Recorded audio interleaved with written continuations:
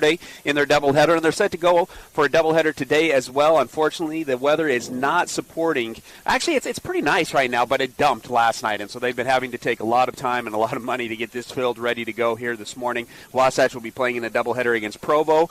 At 11:15 is when we're going to come back onto the air, and then they'll have Uinta right afterwards. We're going to have all the action for you here on 94.5 The Peak. Again, we'll be back on the air at 11:15 for opening pitch, Wasatch against Provo.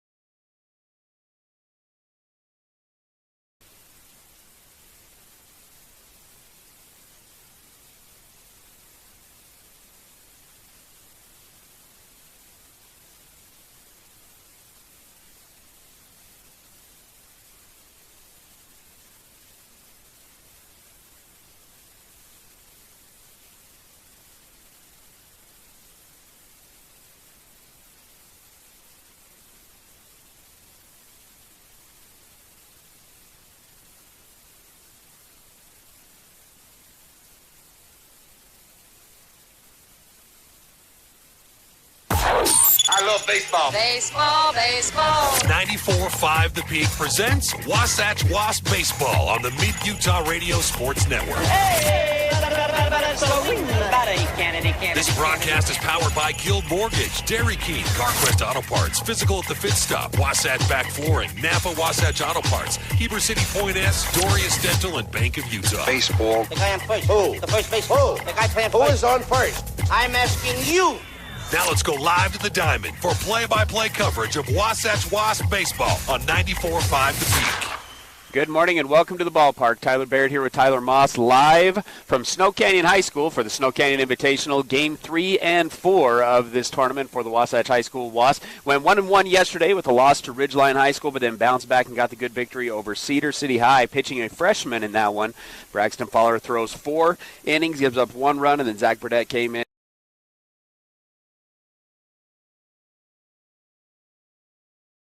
against Provo High School. You're listening to the Dairy King pregame show. Since 1946, the Dairy King family has been serving your family for generations to create a fun-filled atmosphere where quality food and family can come together. And Ty, this is a matchup that very familiar with. In fact, I'd even voice that they're no longer in our region, but Provo-Wasatch kind of became the baseball rivalry. Numerous playing games between these two schools, probably around a 500 record against Provo, where it was just a lot of good battles between us and Coach Reynolds over at Provo High. Yeah, Ty, coming into this game, you're spot on. I think it's 11 wins for Wasatch and 10 wins for Provo over the 21-game history between these two schools. So it's been good, and they've had some chippy moments, back-and-forth games, usually 1 to 2 runs, it seems like. There have been a couple games that have really gotten away, but more often than not, these are really good games. And I think one of the things that happens here, Tyler, why that is Provo's coach over there, Lance, is able to just – Lance Moore, right? Lance Reynolds over there. Threw me off for a minute. And Lance Moore does such a good job over there of maximizing the talent of his players.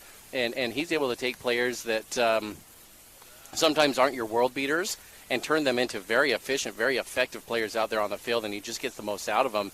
And so Provo always seems to be able to hang around. And he puts guys out there that can throw strikes, that are going to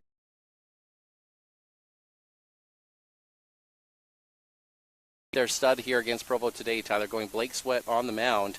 And we'll see if Blake's able to keep this competitive Provo team at bay. That matchup preview brought to you by Heber Appliance. When you're down to your final out and your fridge goes out, turn your drop the ball into a touch 'em all at Heber Appliance. Increase your at-home satisfaction with Heber Appliance furniture and mattress. And I'm going to put you on the spot here. Do you have a favorite Wasatch-Provo matchup that they've had in the past between these two schools? Yeah, Ty, definitely. The one that comes to my mind is a state tournament play-in game from a couple years ago, Ty, where Aiden McGoffin, senior, was able to get the ball through a one-hitter. Wasatch ended up getting a 2-1 win. Brock Cloward ended up hitting the go-ahead home run, solo home run late in that game, and Wasatch got a 2-1 win in that game. And that's the one that certainly comes to my mind, Tyler, as far as Wasatch and Provo are concerned. If I'm not mistaken, that was the last non-RPI year, right, where Wasatch and Provo were both vying for that final spot to get into the state tournament in that 4th spot, and if you were tied for 4th, you went in, had a play-in game regardless of what the series record was. That day in history brought to you by the Gordon Law Group, your full-service local law firm.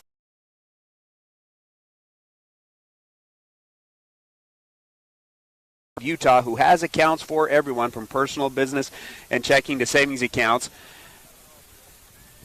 Visit them at their friendly Heber branch at 620 West 100 South, and together we'll build relationships that last. Bank of Utah is an equal housing lender, member FDIC. Looks like we're getting ready to get going, Tyler. Provo's going to step in with a lefty here for their first batter. Yeah, the batter is going to be Fuller, .417 batting average on the year, a couple of doubles. He'll be playing left field today for the Provo High Bulldogs. Blake falls behind 1-0, comes back with a fastball. 1-1 now the count. You mentioned over the offseason, Ty, clocked in the high 80s and good velocity early on in this one. Stays with the fastball. That one, just below the knees, misses, makes the count 2-1. So go around the diamond for Wasatch, starting at catcher today, Colton Hafen, third base, Micah Dahl, shortstop, Carter Bucad, second baseman is Bridger Shaw, and the first baseman, Riker Evans. Outfield today, Jacob Bradshaw getting his first start of the year out in right field. Zach Burdett, center field, and in left field will be Colton Bassett. Fills up the count at full. Straight fastballs right now. The lefty, Fuller, swung and missed at one of the pitches. Full count payoff pitch. Does he get the outside corner? Yes, he does. First physical at the pit stop strikeout, and Wasatch has one away here in the top of the first. Here's a good start from Blake. Tyler mentioned at the end of the year last year, he pitched in that elimination game against Salisbury, threw an absolute gem in that one, ran out of pitches. The pitch count rule made him come out late in that game, and Wasatch wasn't able to close it down. But felt like it was Blake's strongest performance of the year as a sophomore, and I expect him to just roll this year now as an experienced junior who had a lot of time on the mound last year. Going to bring up the center fielder, Iyer, 417 batting average as well. 5 RBIs coming into this one. He'll fall behind 0-1 as he swings at the opening pitch and fouls that one off. See the first off-speed pitch there from Blake, not able to land that one, and that moves the count to 1-1.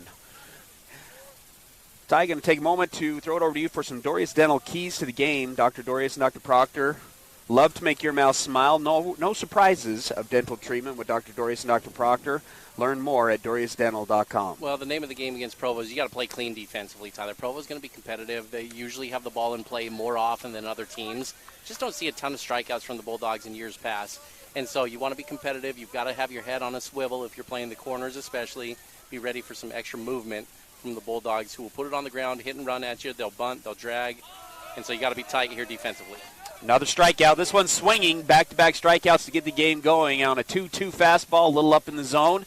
And Blake Sweat's rolling with 2 strikeouts to get this game started. He's going to bring up the number 3 hitter, Brinkerhoff, the third baseman, 231 batting average to start off this season. Both Wasatch and Provo wearing their all-gray uniforms. Wasatch in their their all-gray and black pins. W on the chest. First pitch of this at-bat's going to be swung on and fouled off as well for strike 1.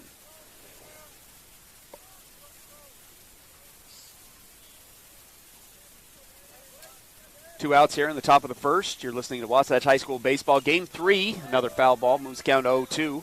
Wasatch lost their opening game to Ridgeline, got 10-run 11-1, but then had a nice bounce-back victory over Cedar City High School in Game 2, winning that one 6-1. Graham Mahoney was our player of the game with 2 doubles and 3 RBIs, and then Braxton Faller through 4 innings of 1-run baseball in his debut on the mound, only a freshman. And excited to see what is in the future for Braxton. 1-2 as Blake misses low. And another foul ball keeps the count at 1-2. Really good velocity on that fastball early on here, though, Tyler. Blake's going to – I mentioned Provo's in play a little bit more. When you're pitching the way Blake is, though, he's going to probably get a few more strikeouts in this game because his fastball has so much zip. And he's got a really tight, sharp breaking ball. He should be able to keep Provo off balance. Does go to the breaking ball, but it's too far outside into the left-handed batter's box. Keeps the count, moves the count to 2-2. So deuces, 2 balls, 2 strikes, 2 outs here in the top of the first. Into the windup, the 2-2. Misses low, fills up the count at full.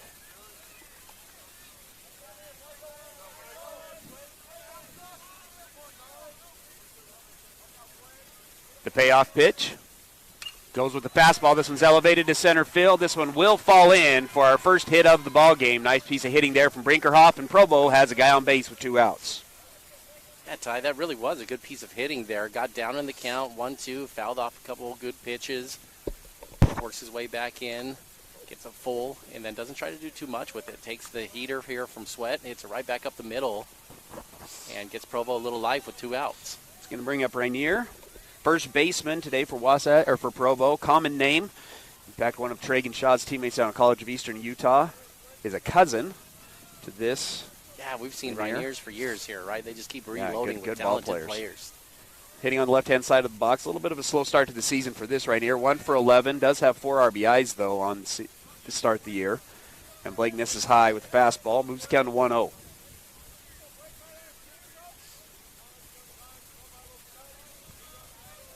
Big hole between the 3-4 as Riker Evans, at first base, is holding on the runner. Blake takes a couple of extra looks, goes high and inside now, misses again. That moves the count to 2-0.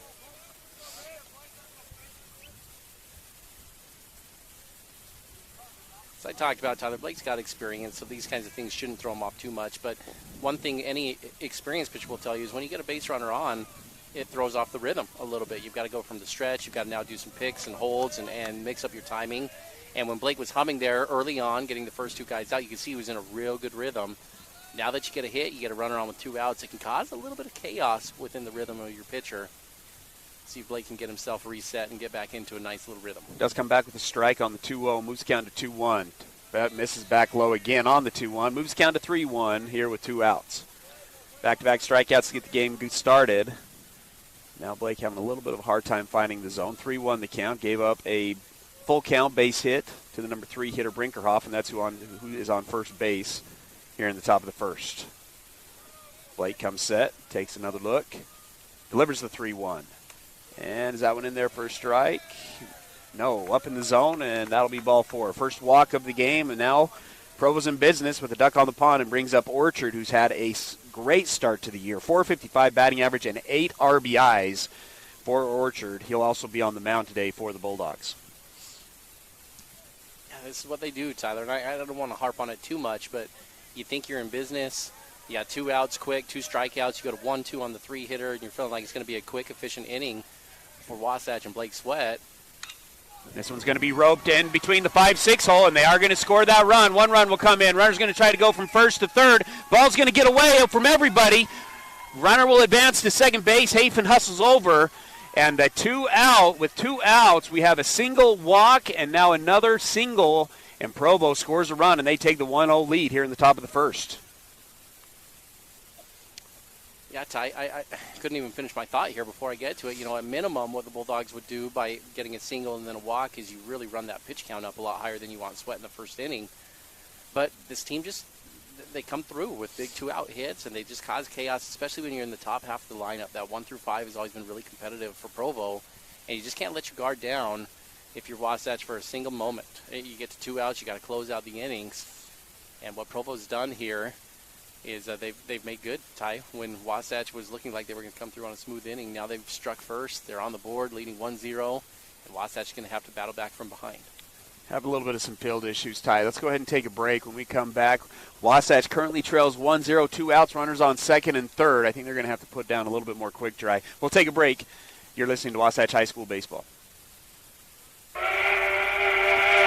Are you ready for lunch? Well, the Dairy King, home of the train, is serving the best foods with friends and family in the Valley and have been the winner of Best of State for 19 years. They've recently been named the official Best of Utah for their milkshakes. You've got to try their delicious train burger with an Oreo shake. They also have those yummy salads that just hit the spot, or you can try a turkey breast sandwich that tickles the taste buds. They've proudly been serving the Heber Valley for 75 years. That's the Dairy King, home of the train, serving deliciousness daily. Stop in today.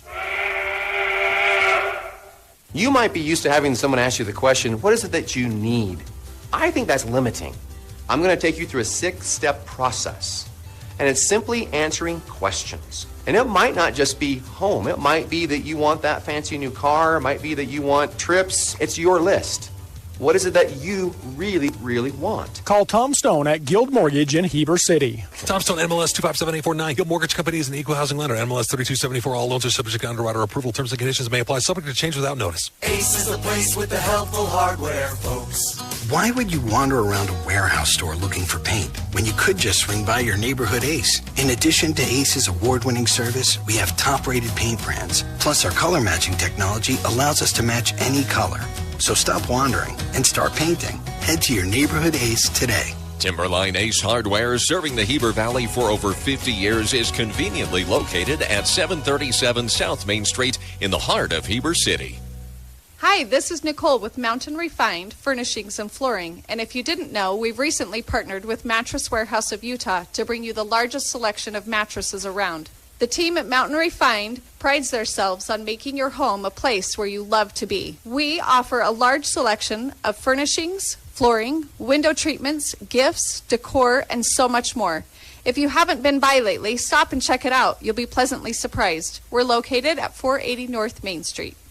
Napa know-how. Your local Napa Auto Parts, Wasatch Auto Parts at 105 North Main Street in Heber City stocks auto parts, tools and equipment, and many other items for heavy-duty trucks, marine, and farming equipment. Stop in today at Wasatch Auto Parts, 105 North Main Street in Heber City, a proud sponsor of Wasatch Wasp Sports. Napa know-how. And now, back to the action. Wasatch High School Sports on 94.5 The Peak.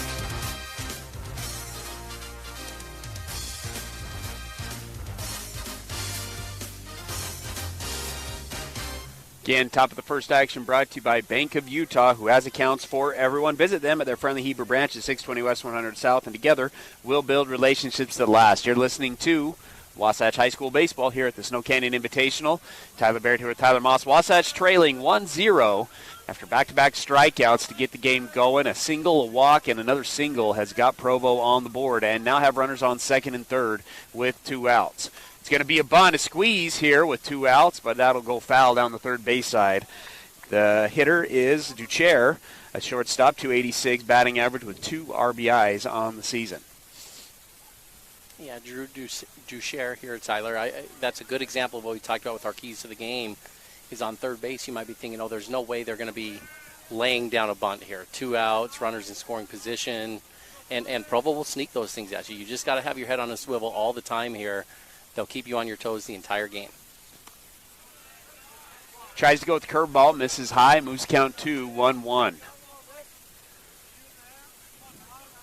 Does bring up the corner, so Evans and Dahl both playing in on the grass here on a soggy Snow Canyon field. They've done a good job to get this thing playable. It was really wet when we first got here. Another fastball. This one's going to be fisted to Bridger Shaw at second base. He can't catch it. He has to get rid of it quick. Does get rid of it quick and gets him at first base. Nice play there from Bridger Shaw, and Wasatch is able to get out of the inning. But 1 run on 2 hits, no errors, and 2 are left on base. Wasatch trails as we go into the bottom of the first. Hi, this is Kendall Crittenden, Wasatch County Council member and a member of the Caring Community Coalition. Did you know that kids are at a greater risk of experimenting with alcohol and drugs between the hours of 3 and 6 p.m.? Many parents are still at work this time of day. Check in with your kids. Find out where your kids will be, who they'll be with, and what they will be doing. Brought to you by Wasatch Behavioral Health and the Caring Community Coalition. Attention painters and homeowners. Premium Kelly Moore paint is now available at your neighborhood Wasatch Back Paint and Floor. That's right, Wasatch Back Paint and Floor is the official authorized Kelly Moore Paints outlet. You can now get premium Kelly Moore paints at your Heber Wasatch Back Paint and Floor. You'll love their high quality, long-lasting finishes for any home paint project. So if you're painting a single room, refreshing your front door, or doing a full repaint of your home, Wasatch Back Paint and Floor is the place to go for fine Kelly Moore paints. Stop by today. Well, folks, spring is near, but have no fear. Country Gardens and Nursery is here for your everyday garden supplies, decor, and more. From our personal gardener to our new bulk yard, where we offer large variety of soil, mulches, and decorative rock. Come see what we have in store. Country Gardens and Nursery, 1401 South, US 189. We'll see you soon and hope to put you in bloom. 5, 4, 3, 2, 1. KTMP, Heber City, and live sports coverage with Ty and Ty. Bottom of the first brought to you by A Good Spa Day, your favorite hometown place to relax and unwind. They offer massage, skin care, nail care, and unique relaxing spa packages. Pick A Good Spa Day to be your spa. Batting lineup today for the Wasp, Carter Bucad will be leading off with Zach Burdett and Bridger Shaw at the number 2 and 3 spot. Fastball misses low and away to Bucad. Number 4 hitter will be your pitcher, Blake Sweat. Number 5 hitter, the DH, Grant Mahoney. Hafen will be batting in the 6 hole. Micah Dahl in the 7, Riker Evans at 8, and Bassett at 9. Bucad will swing at the second one. It's going to be a shallow fly ball right behind second base. Shortstop comes in, makes the play, and Wasatch has 1 away. Going to bring up Zach Burdett playing center field. Played a great center field yesterday. Comes in 1 for 7 in the box. Did score 2 runs. Bridger Shaw on deck. On the mound for Provo, Orchard. Just helped himself out with an RBI single to end the first inning. Good velocity, misses up high for ball 1.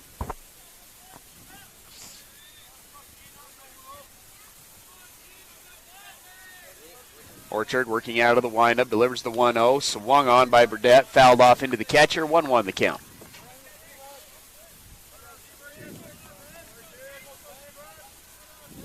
Burdett back in on the right-hand side of the box.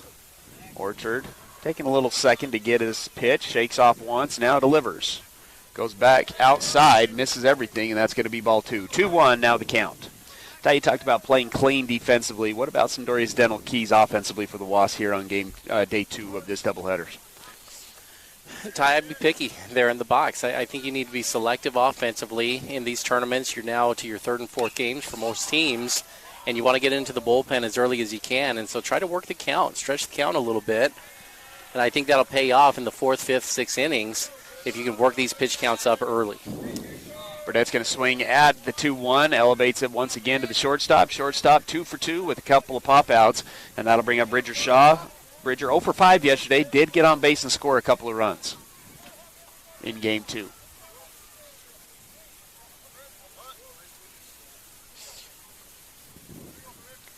Bridger's played second base, did pitch a little bit in Game 1 against Ridgeline. He'll swing at the first one. He'll elevate this one to center field. And is this deja vu, Ty? It looks just like it, doesn't it? You get first 2 outs pretty quick, Ty, and then your 3rd hitter comes up and hits a line drive right back.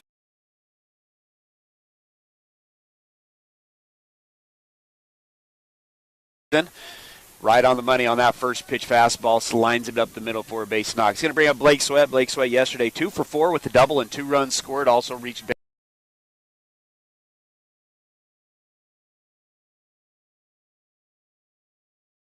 Blake trying to help himself out on the mound after giving up the 1 run in the top of the first.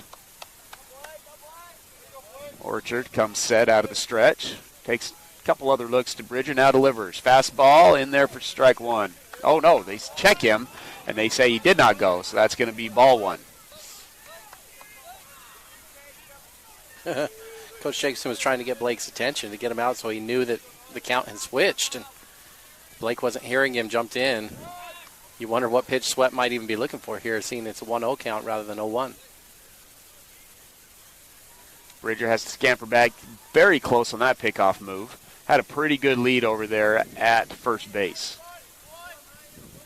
1-0 the count, 2 outs. Wasatch trying to tie this thing up, trailing 1-0 after giving up 1 in the top of the first. Another couple of steps here from Bridger. Delivers. Fastball's in there for a strike. Moves the count to 1-1.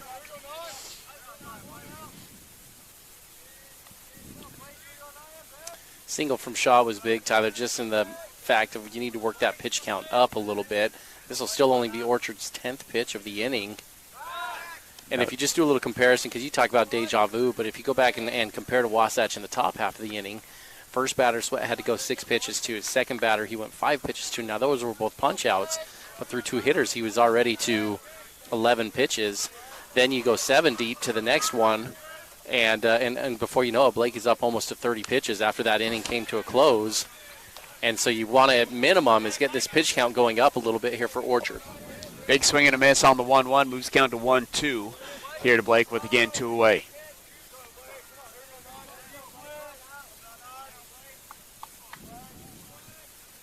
Orchard gets the pitch he likes. Takes a peek at Shaw. Delivers the 1-2. Misses outside. Bridger will scamper back to the bag. And we've now got deuces. 2-2 with 2 away. On deck is Graham Mahoney. Had a great day 1, 3 for 6 with 3 doubles and 3 RBIs. Was our Bank of Utah hitter of the game. Orchard comes set on the mound. Delivers the 2-2. Fastball elevated to shallow right center field. This is going to be a little bit tough. Center fielder coming up and diving catch. What a play by the center fielder of the Provo Bulldogs. That was your number 2 hitter, Iyer, who comes up and makes the big play, and Wasatch is retired. No runs on 1 hit, no errors, and 1 runner is left on base. It's 1-0 as we move into the top of the second. A UCCU home equity line of credit puts your home's equity to work for you. Finish your basement or yard and raise your home's value. Pay off higher interest, help with college or weddings. It's peace of mind knowing that you have a low-rate line of credit ready for whatever, whenever. UCCU will also provide you with a home equity Visa card, giving you instant access to your equity. Learn more or start your application today at uccu.com or stop by any branch. UCCU. Love where you bank. Heber City Point S is locally owned and operated by Larry Rhodes and Brad Hyatt. They offer the best brand tires at low prices with extensive knowledge and experience of repair and services with no-pressure sales. Only what you need. They've been taking care of cars, trucks, and trailers for over 20 years. No appointment needed, conveniently located, free shuttle service, and free Wi-Fi. Take $5 off your next visit when you tell them 94.5 The Peak sent you over. That's Heber City Point S. Wasatch High School Sports is on the radio. Top of the second, brought to you by Wasatch Physical Therapy and Sports Medicine, your rehabilitation specialist dedicated to your total recovery from all injuries. Let Dan Ivey and his team get you back to 100%. Ty, I know the first inning, Provo did some damage with 2 outs, but I really like what I've seen from Blake so far in the early goings of this. Blake in the offseason was active. He's trying to find his way to the next level to play in college. He's doing a lot of camps and the recruiting circuit with that. And he was able to top out in the upper end of the 80 miles per hour, Tyler, really pushing 89 miles per hour. And already I think you're seeing some good velocity from him and some good pace and some good poise. I think Blake's going to have a really big year here for Wasatch. Only a junior, got a little bit of time as a freshman, was one of the starters last year as a sophomore. Coming into the box will be Alava, a second baseman, 200 batting average on the year with 3 RBIs. He'll take ball 1.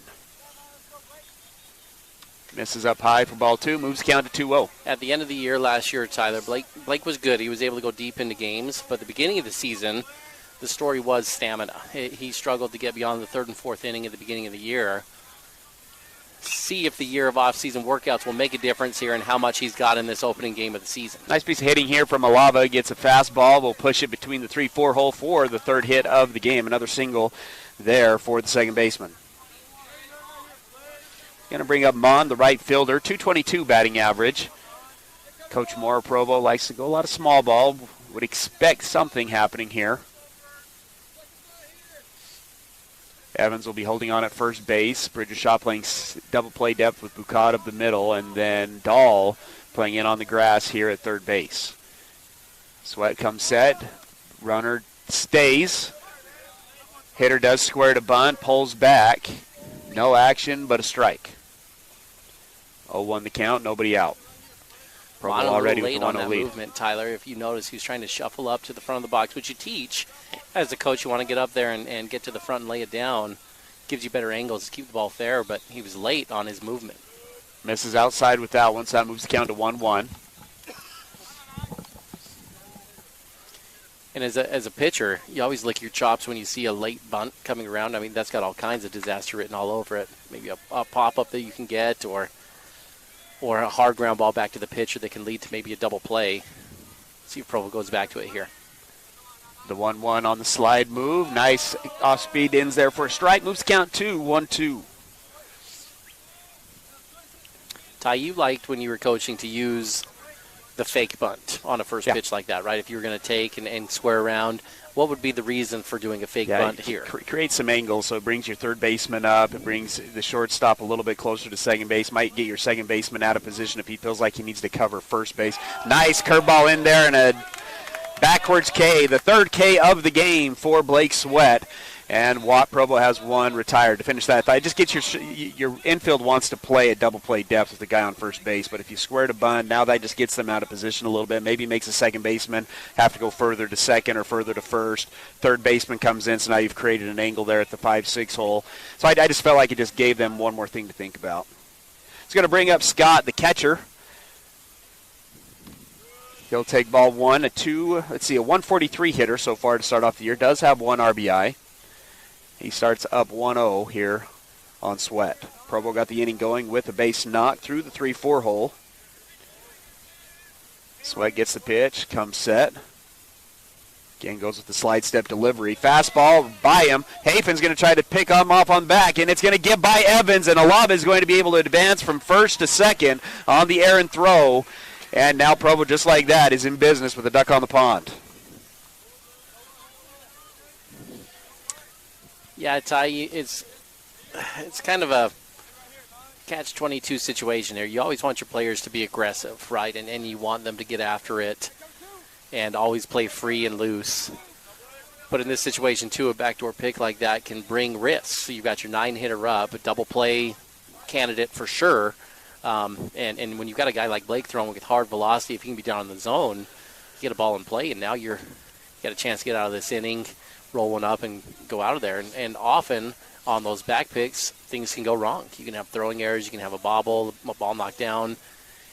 And so as a coach, sometimes you just kind of have to live with it and shake your head and let those things happen when sometimes you'd like to see your catcher hold on to that and know the situation of who's in the box and see if you can't get a double play. Another swing and a miss. Not really that close to the fastball. 1-2 now the count with 1 away. Shaw holding on the runner at second base. Blake gets the pitch, comes set, up 1-2. Delivers. Another fastball goes on the inside this time, misses off the inside part of the play, and that's going to tie up the count at 2-2. Ty, I do think, though, in defense of Hafen, I always like to have catchers that would throw it around a little bit. I think that can help control the run game quite a bit. And so I do think you want to live with that a little bit as a coach. So don't get me wrong, but just I think situationally, you maybe wait a pitch or two on the 9-hitter before you try one of those. Freezes the hitter once again on that tight curveball you talked about. 4 physical at the pit stop K's now for Blake Sweat, and Wasatch has 2 away with the runner on second base. It's going to bring us to the top of the order. Fuller, again, came into today's game hitting .417, but did strike out looking in his first at-bat.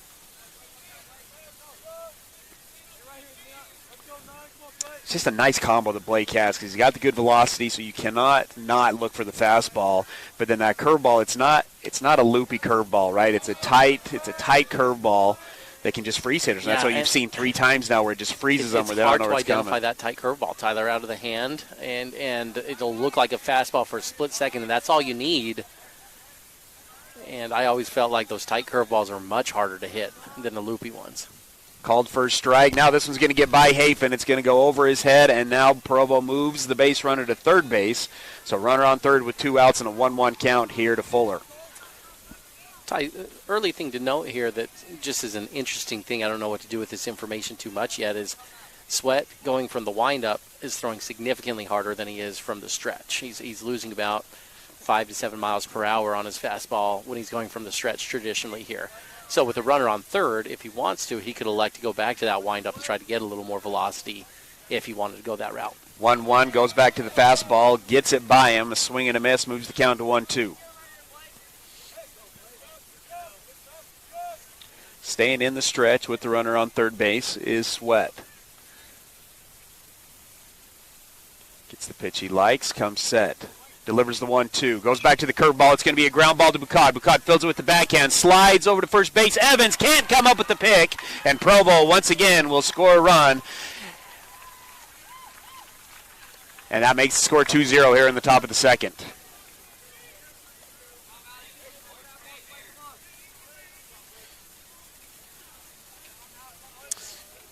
Ty, it's too bad Wasatch couldn't complete that, because I felt like Boucard did a really nice job again of making that an easy hop for himself. That was a ball he wanted to crash in on, but he quickly read it and analyzed it and took a step back, actually. Gave himself an easy hop, but the throw was just off target. Off the end of the bat here, it's going to be fielded by Shaw. Shaw throws it over to Evans, and Provo is retired. But not before they score 1 run on 1 hit, 2 errors. 1 runner is left on base. It's 2-0 as we move in to the bottom half of the second. Hey there, Heber City. Are you tired of dings, dents, and scrapes ruining the beauty of your beloved vehicle? Look no further than Robards Collision, the ultimate destination for all your auto body needs. At Robards Collision, they've been offering top-notch collision repairs and outstanding customer service. Their team of expert technicians is passionate about bringing your car back to its original glory, no matter the size of damage. Their state-of-the-art facility is equipped with cutting-edge technology, ensuring precise and accurate repairs. They handle it all with precision and care. Melissa here again with ARC. Have you heard we are a locally owned and operated company? We have created new affordable housing solutions for the Valley, as well as creating amazing custom spaces out of repurposed shipping containers. We build mobile offices, commercial spaces, pools, spas. The possibilities are endless when you choose ARC. Get $1,000 off any office purchase until the end of February. We are located at 375 West, 910 South in Heber. Check out our website at spacesbyarc.com. This is live coverage of Wasatch High School sports on 94.5 The Peak.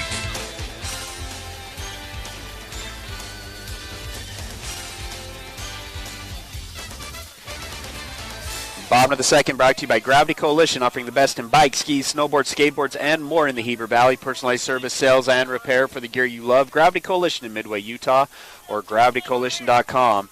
This is a cool shop. Grant Mahoney with the big swing and a miss to get things going here in the bottom of the second. It'll be Mahoney, Hafen, Dahl, 3 juniors set to go here for the Wasps. Orchard working out of the windup when fastball now goes off speed. Mahoney lays off of that one, moves count to 1-1.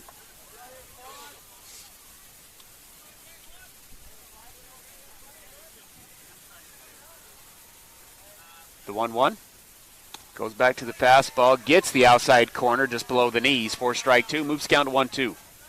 Again, Grant had himself a day yesterday, 3 for 6 with 3 doubles and 3 RBIs. Also scored the lone run in that game against Ridgeline. The 1-2 goes back to the fastball. It's swung on and will go barely foul down the third base side. Mahoney will reset at 1-2. Yeah, Ty, you and I always like to dissect the games when we're done for the day. And when we got in the car yesterday, really the two that we talked about the most was Grant Mahoney. Really liked what we saw in the box from him, and love what we saw from the freshman Braxton Fowler yesterday. And thought those two both were really bright surprises in the game yesterday, getting their first experiences here on the varsity level. And Grant, his 3 doubles, Tyler, all were uniquely different, right? The first one was kind of caught the outfield in a little bit. The second one was a moon shot to the fence. He elevates this one on a high fastball. He's able to get a line drive over the third baseman's head. Add 4 to that, Ty, as that was another different look from Mahoney. And Mahoney's now 4 for 7 on the year, and Wasatch has the leadoff guy on base. Yeah, Ty, and that's another good example of what I was talking about. His third double was a 2-strike shot to the right center gap.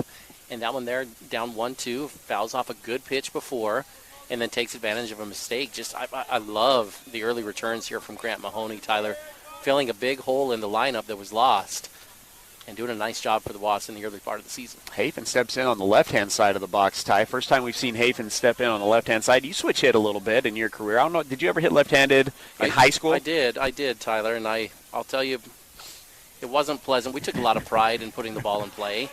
And I went 1 for 4. I had a double off the wall, left-handed, in the first game that I tried, but I had 3 strikeouts. And it just drove me nuts that I didn't want to go back after that. I wanted the ball to be in play more, but felt like I always had a little more power from the left side. But we weren't playing in the analytical days of home runs and strikeouts. That sounds like a great line nowadays. Get the ball in play and get on base was our time, our era. Pickoff move not in time as Mahoney's able to get back to the bag. I like this, though, with Hafen, Tyler. It gives you some options here. We'll see if he can handle it as far as getting bunts down. That swing looked pretty smooth there, Tyler. Fouling it off, he was right on that one there. 1 for 6 yesterday with an RBI. Played a little bit of third base and caught yesterday, catching again today. Another fastball, another swing and a miss. Moves the count to 0-2. On deck is Mike Dahl. And then in the hole will be the senior Riker Evans. One of the analytical things here, too, Tyler, if you remember the conversation with Coach Jacobson yesterday with Colton was he was a little late. And when you go left-handed, his dominant hand, that right hand is now on the top of the bat, and you're a little bit stronger pulling the bat through. And you might have a little better timing here from the left part of the plate. Steps off the back of the mound and will reset. Again, the count 0-2. Wasatch led off the inning with the single from Mahoney. He's currently still on first base. Another pickoff move. Able to get back quite easily. The other thing here, Ty, is maybe Coach Jacobson's just saying, we need some left-handed bats, Colton. We're just going to turn you into a left-handed hitter. No, I'm joking, of course, with that, but we got used to seeing so many lefties last year in the lineup. And really for the last 3 or 4 years, Wasatch has had numerous lefties in the lineup. The 0-2, swing and a miss. That's Wasatch's first strikeout of the day, and that'll bring up Mike Dahl. Hitless on the year, 0 for 5, hitting on the right-hand side. And now Riker Evans in on deck.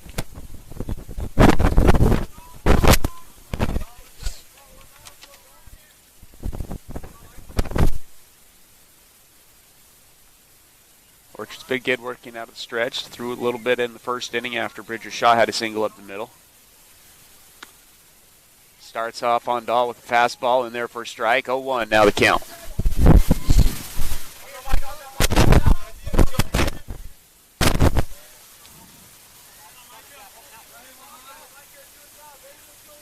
Orchard comes set, delivers the 0-1. It's a curveball in the dirt. Nice job smothering it was Scott, and Mahoney will stay at first base. 1-1 now the count.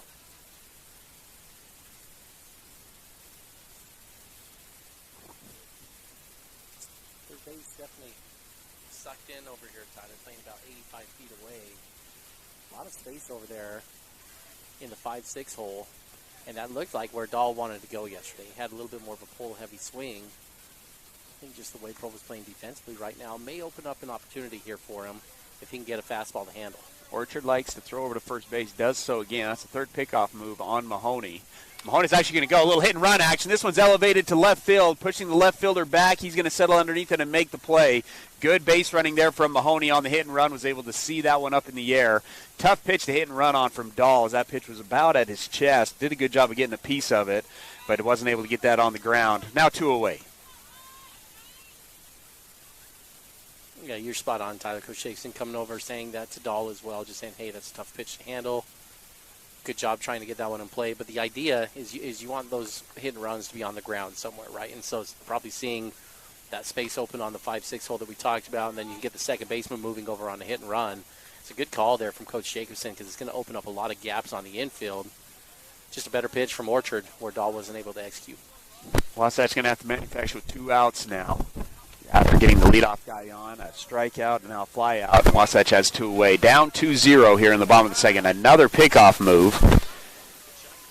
Bring up the discussion on the new rules for baseball, Ty. We have a season under our belts with pitch count, how many times you can throw over to first base, returns for the Moss household. You're big-time Atlanta Braves fans, Red Sox fans, I believe, right? Your wife a Red Sox fan, yourself a Braves fan. Ball 1 here to Evans. Yeah, we're finding a way to make it work. Yeah, even though she's a Red Sox fan and I'm a Braves fan. Do you like the new rules on the baseball side? I loved it. Bigger bases as well, right? You got a lot more stolen bases last year. Acuna took advantage of that. Acuna was great, wasn't he, last year, Tyler? I can't even remember how many he finished with, but it was over 70 stolen bases, I think, wasn't it? It just made it more fun, right? Yeah. You get action on the base paths, better pace, better rhythm from your pitchers. It's a better product overall. I think sometimes you see it in the high school level. They don't have those, Tyler, and you can get a broken down high school game when you're struggling to throw strikes, get a lot of mound visits, pick off moves, whatever it might be, and sometimes it can just be a little bit more of a drag. I think what they've done in the big leagues has made it much more watchable, a lot more entertaining. 1-1 the count now here with 2 away.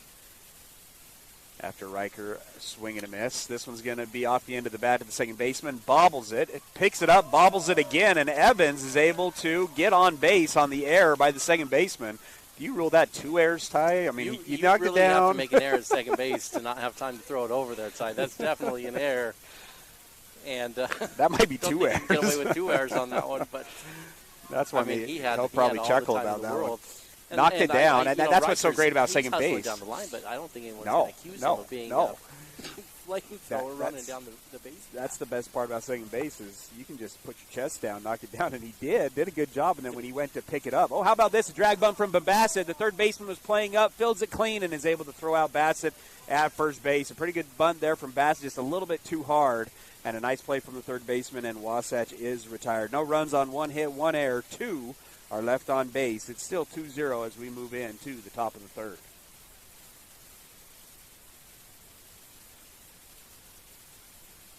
Unlock your potential at Bonnie Joseph Academy here in Heber.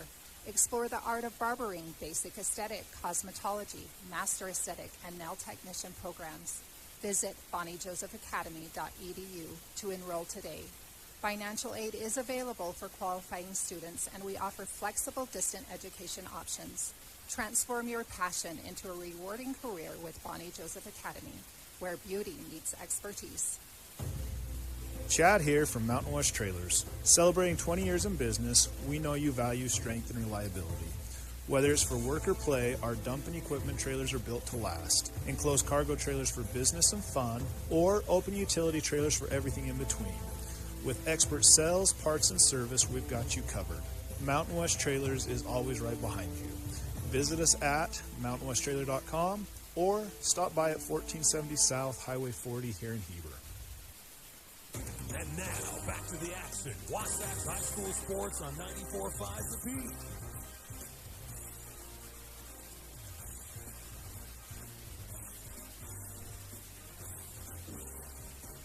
Do you sometimes feel dizzy or unstable? If so, Physical at the Pit Stop has good news. Falls are preventable. Call Physical at 435-654-5607 for a free fall risk assessment. Let's see how you can improve your balance and regain your freedom. Wasatch trails 2-0 as we go into the top of the third inning. We are on a game clock here on day 2. 145, Tyler, too, is how long they're going to let these games go. And they started this one just after 11:15. We got a little over an hour left in this one.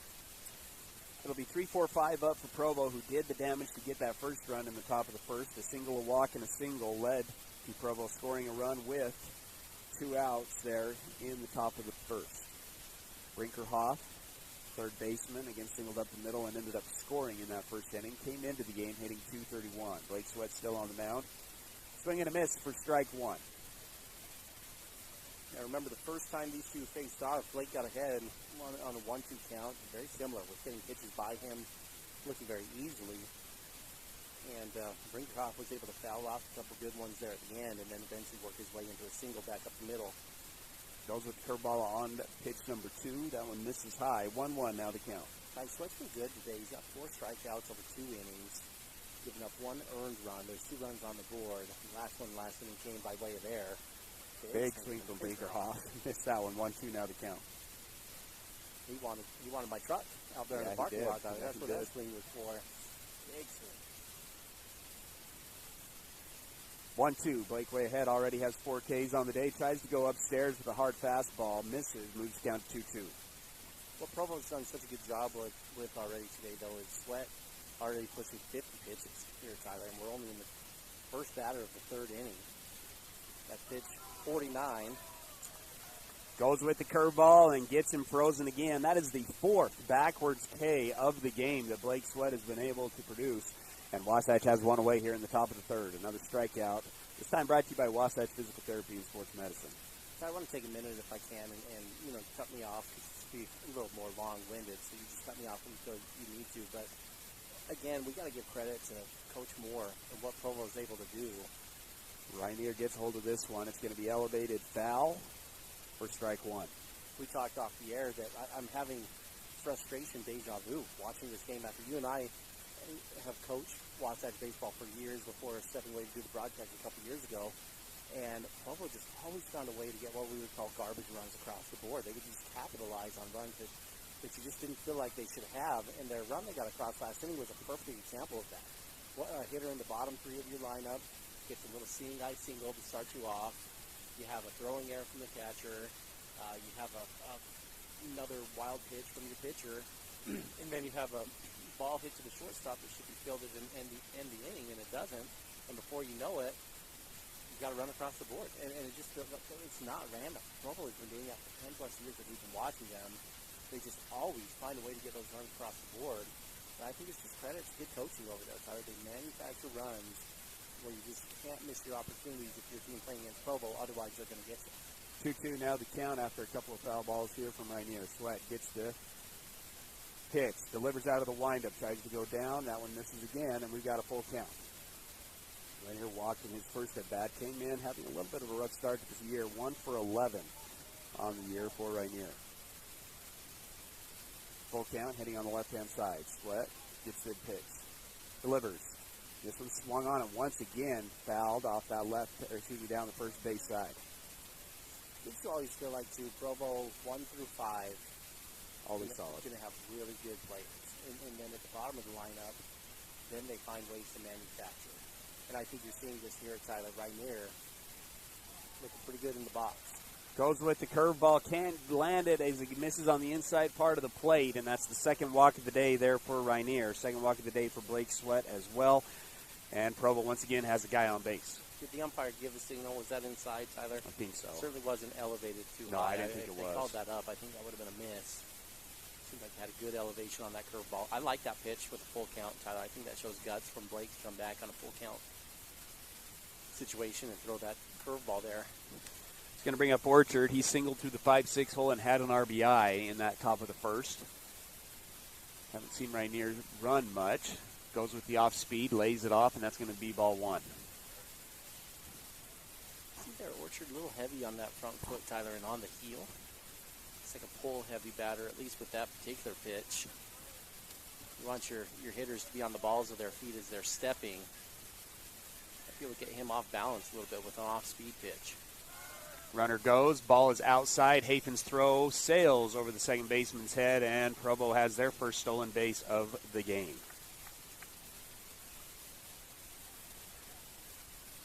So 2-0 the count. Duck on the pond here for the Bulldogs in the top of the 3rd.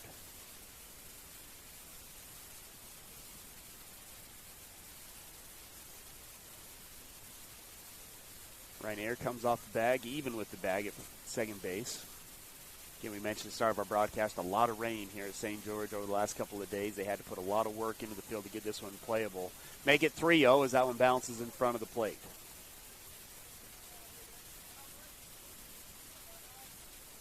You know, an interesting situation here, Tyler. This is your 5-hitter. I think he's a dangerous hitter. I think you don't give in here if you're Blake. I wouldn't send something right down the middle that's a hittable pitch with a runner in scoring position. Maybe get to 6-7 and see if you can get the double play back in order. I don't think that's the worst walk in the world there. It is back-to-back walks, and that'll bring up the shortstop, who grounded out of the second baseman his last time up. Does have 2 RBIs on the year. That was speed-up runner for the pitcher. Here with Duchère, though, Tyler, is he can move. He's not an easy double play candidate. Got a little more speed coming out of the box. And so this is not an easy one, even if it's on the ground. But it gives you some options here, I guess, with the runner on first and second as far as defensive scenarios. You know, ball over to the backhand side of Carter Bucott at shortstop. You can take an easy throw over to third base and get the lead runner. Glove hand side, of course, you've got a double play up the middle. You just got some options here. Does come back with a strike there, so good adjustment made to Sweat in between batters, and he's up 0-1 with 1 away here in the top of the third.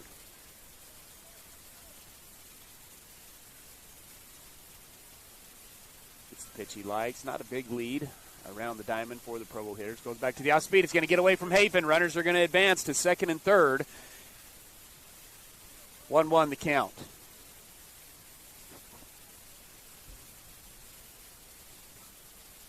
Wasatch is going to go ahead and cut this one off, try to keep this one close. It's a tweener ball there for Colden.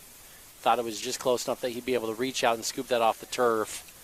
But I'm sure he'd love to get that one back and just turn the glove over and let that hit the chest. He gambled and just didn't have enough real estate to get the arm out to receive that. Now a lot of holes here in the infield with Wasatch playing up, trying to preserve the run. The 1-1 gets the called strike just below the knees, moves the count to 1-2. This is where a guy like Blake, though, can really be a weapon for you, Tyler. He is a strikeout pitcher, and so when you got runners in scoring position, less than 2 outs, you need a strikeout from your ace right here. 1-2 the count against shortstop of Provo. The pitch goes to the curveball, swing and a miss for strike 3. Big strikeout there from Blake Sweat. Make that strikeout number 6 for Blake. And now Wasatch has 2 away with 2 ducks on the pond for Provo. It is Alave who singled through the 3-4 hole in his last at bat. Yeah, Bridgershaw recognizing that at second base, takes a step back and slides over to his glove side, trying to cover that same spot where the hit happened last time. Evans playing back at first base as well, goes with the fastball but misses off the outside part of the plate for ball 1.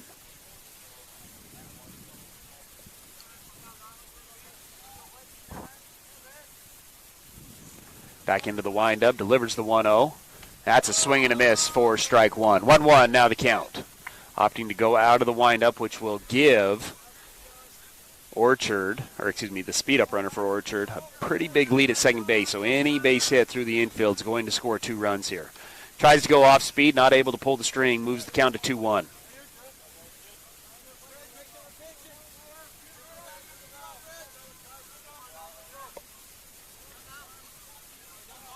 Two on the count. Blake pauses, delivers.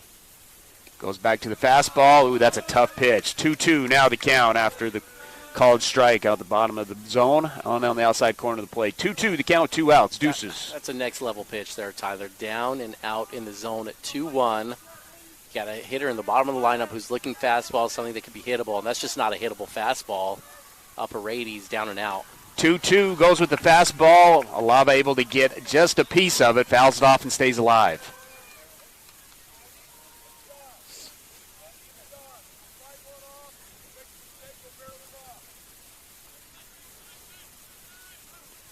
Keeps the count at 2-2. Number 70 for Blake here, Tyler. Really needs to find a way to put this one to bed, not let this third inning get away too much more. 2-2 goes back with the fastball, so gets him looking on the bottom part of the zone. 3 strikeouts for Blake Sweat in the inning. That's strikeout number 7 for the junior. No runs on no hits, no errors, and 2 are left on base, but Wasatch keeps it at 2-0 as we go into the bottom of the third. Are you ready for lunch? Well, the Dairy King, home of the train, is serving the best foods with friends and family in the Valley and have been the winner of Best of State for 19 years. They've recently been named the official Best of Utah for their milkshakes. You've got to try their delicious train burger with an Oreo shake. They also have those yummy salads that just hit the spot, or you can try a turkey breast sandwich that tickles the taste buds. They've proudly been serving the Heber Valley for 75 years. That's the Dairy King, home of the train, serving deliciousness daily. Stop in today. You might be used to having someone ask you the question, what is it that you need? I think that's limiting. I'm going to take you through a 6-step process. And it's simply answering questions. And it might not just be home. It might be that you want that fancy new car. It might be that you want trips. It's your list. What is it that you really, really want? Call Tom Stone at Guild Mortgage in Heber City. Tom Stone, MLS 257849. Guild Mortgage Company is an equal housing lender. MLS 3274. All loans are subject to underwriter approval. Terms and conditions may apply. Subject to change without notice. 5, 4, 3, 2, 1. KTMP, Heber City, and live sports coverage with Ty and Ty. Entering the bottom of the third inning at Snow Canyon High School, Wasatch baseball taking on the Provo Bulldogs here in the Snow Canyon Invitational. Bottom half of this inning brought to you by Mirror Lake Station, voted best donuts in Utah. Mirror Lake Station, we love our Chevron family. Invite you to stop on by and say hello and start off your mornings right with Mirror Lake Station. Ty, I got a little Mirror Lake Station trivia question for you as we start the third inning here. Sweat strikes out the side. This is going to be a layered trivia question for you, all right? Sweat strikes out the side there, and but it wasn't through the minimum number of pitches. So when a pitcher strikes out the side in an inning with only 9 pitches, what do they call that in baseball? What's that referred to? Is that just in general, or are you asking me, like, putting me on the spot? No, I'm putting you on the spot, yeah. Isn't that called, like, the immaculate inning? The immaculate inning, yeah, okay. Swing and a miss here from Bucad. Moves the count to 1-1. Wasatch will start off here in the bottom of the third with the top of the order up, Bucad, Burdett, and Shaw. Yeah, the immaculate inning, right? Now the real trivia follow-up to that. How many times has that happened in Major League Baseball? Major League Baseball. Maybe we should open that up to everyone. You know, if you know the answer, without using Google. No idea. Come on over. I don't know why anyone would know that one. That's a pretty tough trivia question, Ty. Were you surprised? Too big or too small? Were you over or under? It was less than I expected. Okay. That's I mean, there's been a lot of baseball in sure. history. You play 162 games a year, 9 innings, 2 teams playing. I mean, the math adds up quickly. There's a lot of opportunities for immaculate innings. It has not happened very many times when you put it in that perspective. Swing and a miss for strike 3. Bucad goes down swinging. 0 for 2 now on the day, and that's going to bring up Burdett with Bridges Shaw. Burdett now 1 for 8 on the year. He popped out to the shortstop in his first at bat.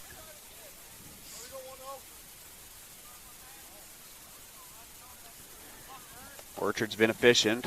He's only faced now 10 batters through the first 2 and a third inning. Elevates a fastball. Zach gets a piece of it, but we'll foul that one off, and it'll be an 0-1 count. Did you ever catch an immaculate inning as a catcher? I don't think I did. I think it probably got close with Ryan Chadwick there, Tyler. He had a few very quick innings. Moves the count to 0-2 after an off-speed swing and a miss. One of the most enjoyable innings we saw was strikeout, hit by pitch, strikeout, hit by pitch, strikeout. That was a fun one. I think that was J.T. Wade on that, right? Gets a fastball at the bottom of the zone, and back-to-back Ks. Wasatch had only 1 coming into the inning, and now the top 2 hitters go back-to-back strikeouts, and that'll bring up Bridges Shaw. Yeah, J.T. Wade, I think maybe our junior year, beamed the first batter, struck out the second batter, beamed the third batter, struck out the fourth batter, beamed the fifth batter, so bases loaded, and then struck out the sixth batter. So that was a pretty boring inning for us that were in the infield, not going to lie. Ty, I feel like Jackson Bolander had one. And if not, it was a 10 pitch. Pretty close. I think it was a 10. You know what? Yeah. I think on the 9th they call the ball is what it was. Bridges Shaw is going to elevate the second pitch of the at-bat to left field. This one's going to be an easy can of corn catch, and Wasatch goes down in order. 1, 2, 3 here in the bottom of the third. No runs, no hits, no errors. It's still 2-0 as we go into the top of the fourth. Ace is the place with the helpful hardware, folks. Our locally owned Ace stores are committed to helping our neighbors and our communities. And because we're in the neighborhood, we can deliver almost anything you need. So shop in store or online for whatever your home or yard needs. Choose from top brands like Milwaukee, Steel, Traeger, and Benjamin Moore. Then pick up in-store, curbside, or we'll deliver your order right to your home. Around the block, what you need in stock with people who know how to help. See acehardware.com for details. Hi, Hi, this is Nicole with Mountain Refined Furnishings and Flooring. And if you didn't know, we've recently partnered with Mattress Warehouse of Utah to bring you the largest selection of mattresses around. The team at Mountain Refined prides themselves on making your home a place where you love to be. We offer a large selection of furnishings, flooring, window treatments, gifts, decor, and so much more. If you haven't been by lately, stop and check it out. You'll be pleasantly surprised. We're located at 480 North Main Street. And now, back to the action. Wasatch High School Sports on 94.5 The Peak. Top of the fourth brought to you by Gravity Coalition, offering the best in bikes, skis, snowboards, skateboards, and more in the Heber Valley. Personalized service, sales, and repair for the gear you love. Gravity Coalition in Midway, Utah, or gravitycoalition.com. This is a cool shop. We also want to give a shout-out to Wasatch Physical Therapy and Sports Medicine. 7 strikeouts for Blake Sweat as we go into the top of the fourth inning. Wasatch Physical Therapy and Sports Medicine is your rehabilitation specialist dedicated to your total recovery from all injuries. Let Dan Ivey and his team get you back to 100%. 8-9-1 up for the Provo Bulldogs. It'll be Mon, the right fielder, followed by Scott, the catcher, and then we'll go up to the top of the order with Fuller. Mon's going to swing at the first one. It's a ground ball to the third baseman. Third baseman can't handle it, and Provo, once again, has the first guy on after the error.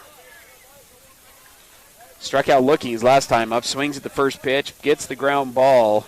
Wasatch not able to play clean, and Provo once again is in business with the first guy on base. He's going to bring up the catcher, Scott, who struck out looking as well in his first at-bat.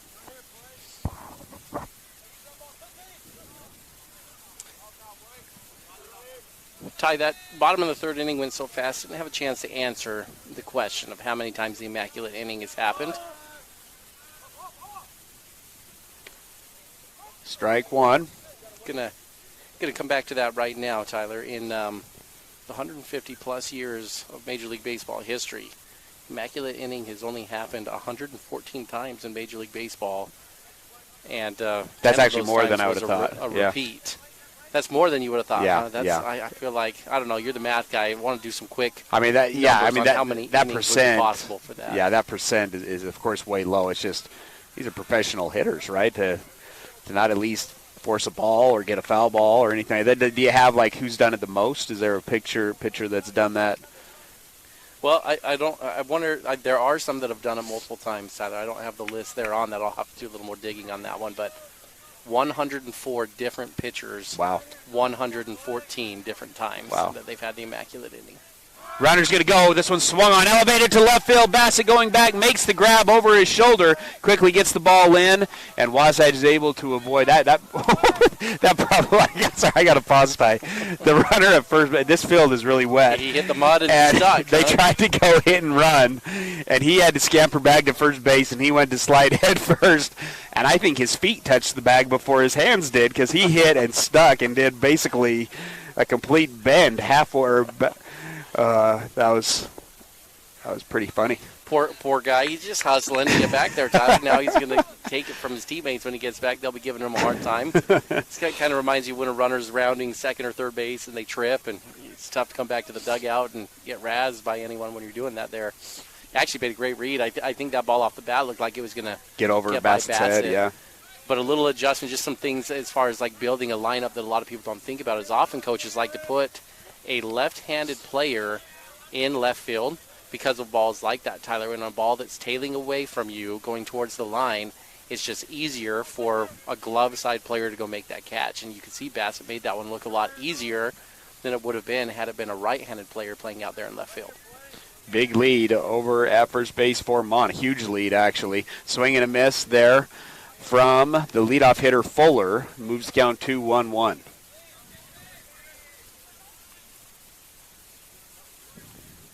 See if Coach Moore decides to put something on here. It's a 1-1 count. Tried to go hit and run with the 8-9 hitter. 8 was able to get on due to an error. Again, a pretty good lead over at first base. Takeoff move. Ooh, yeah, they got him as he was not able to get the hands to the bag. I think that goes back to that slide he had on the previous play. I think you're exactly right, because that wasn't even a plus pickoff move, Tyler. That was purely from Sweat to just try to keep the runner honest. He didn't fire it over there with velocity. He just kind of lobbed it over. But the runner's hands hit the dirt and stuck, and he didn't get it up into the bag in time. It's a good tag there from Evans to get that on quickly and get the out. 1-1, goes back to the fastball, elevated, swing and a miss, moves the count to 1-2 with 2 away. Wasatch trying to put up the second goose egg inning in a row after giving up 1 run in each of the first 2 innings. And that's where we stand, 2-0 on the Heber Appliance scoreboard. Sweat shakes off again, now goes the 1-2, the pitch. Gets him on the inside part of the plate. Strike 3, 8 Wasatch physical therapy strikeouts now for the junior. And Wasatch gets out of the inning. No runs on no hits, 1 error, nobody left on base. It's 2-0 as we go into the bottom of the 4th. Napa know-how. Your local Napa Auto Parts, Wasatch Auto Parts at 105 North Main Street in Heber City. Stocks auto parts, tools and equipment, and many other items for heavy-duty trucks, marine, and farming equipment. Stop in today at Wasatch Auto Parts, 105 North Main Street in Heber City, a proud sponsor of Wasatch Wasp Sports. Napa know-how. Hi, this is Kendall Crittenden, Wasatch County Council member and a member of the Caring Community Coalition. Did you know that kids are at a greater risk of experimenting with alcohol and drugs between the hours of 3 and 6 p.m.? Many parents are still at work this time of day. Check in with your kids. Find out where your kids will be, who they'll be with, and what they will be doing. Brought to you by Wasatch Behavioral Health and the Caring Community Coalition. And now, back to the action. Wasatch High School Sports on 94.5 The Peak.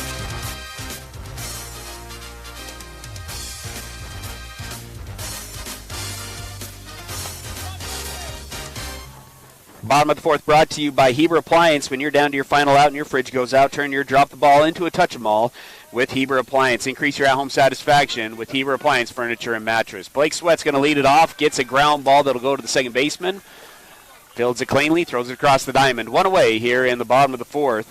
I'm going to throw it over to you. Again, pitch count has been a topic you brought up. Where's Blake Sweat at? And just kind of talk to us about that situation Ty, here. this really is the stat of the game so far. Orchard for Provo is doing a fantastic job. He's 3 1/3 innings into this game, and he's only got 38 pitches on the board.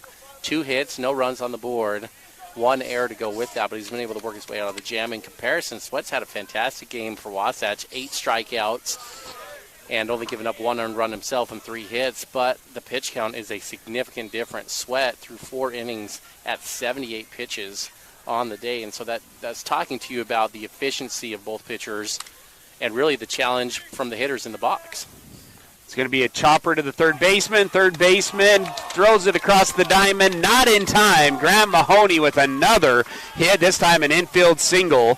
First baseman is beside himself. He cannot believe that they did not get that out call at first base. I didn't think it was that obvious. I thought it was a bang-bang. Coach Moore's going to come out and talk to the umpire about it as well. He keeps getting it done, though, and he's doing it in a variety of ways. I just like what this kid's about here for Wasatch. That one, you got to dig it out and really get down the line. Nice diving play from the third base, put a good throw on it, but Mahoney hustling the whole way down the line. And I think you've just seen some really nice things from Grant over the course of this weekend so far. Mahoney reaches base again. It's now going to be 5 of 8 to start off the season for the junior. It's going to bring up Colton Hafen, who struck out swinging in his first at-bat. Wasatch needs to get something going. Catcher for Provo is going to come out and talk to the pitcher. Trip to the mound brought to you by Mirror Lake Station. Best donuts in Utah. They'd love to thank their Chevron family and appreciate your support. Ted, we talked yesterday about how this is an exciting season because there's so many new faces for Wasatch that are coming in. And I think with that you see a lot of just renewed energy. And I feel like this play that you're seeing from Mahoney is a good example of that. A young kid trying to earn his spot. Nothing's promised. Nothing's given to you. And you're just seeing a lot of good effort here from some of these young guys that are getting their first crack at this. It's not that your experienced players don't go hard either, Tyler, but you kind of know what you're getting when you have, seasoned veterans coming back. And it's just fun seeing the new kids get a chance to step up and take advantage of their opportunities. Fastball goes by Hafen for strike 1. 0-1 the count with 1 away. 2-0 once again the score here in the bottom of the 4th. Orchard takes a long look. Slide step delivery. Bounces that one. Catcher smothers it. Keeps the runner at first base. 1-1 now the count.